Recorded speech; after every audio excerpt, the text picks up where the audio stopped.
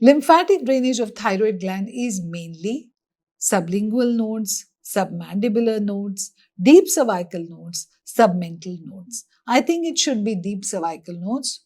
Option C. Yes. Let's understand quickly the lymphatic drainage of thyroid gland. This is your thyroid gland.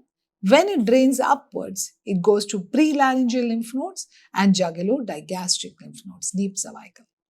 When it drains downwards, it goes to pretracheal lymph nodes and to lymph nodes along the recurrent laryngeal nerve. This is lymphatic drainage in one shot.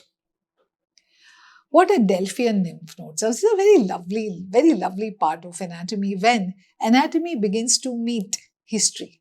Okay. See, what is Delphi? Delphi is a city or a small place in Greece.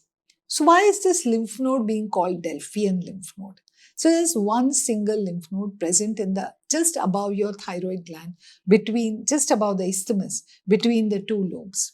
But if in cancer, this lymph node is affected, it is indicative of increased risk of cervical lymph node metastasis. Basically, it is indicating aggressive tumor biology. Why Delphi? Remember, in those days, there were women called as oracles. Okay, what was the job of an oracle? Oracle would give prophecy. Okay, so now this Delphian lymph node is prophesizing the aggressive tumor biology. Isn't it beautiful?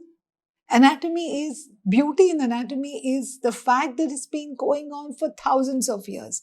And somehow, sometimes, even mythology comes into anatomy and gives you a little moment of break. Delphian node, asked as a MCQ in your NEET PG.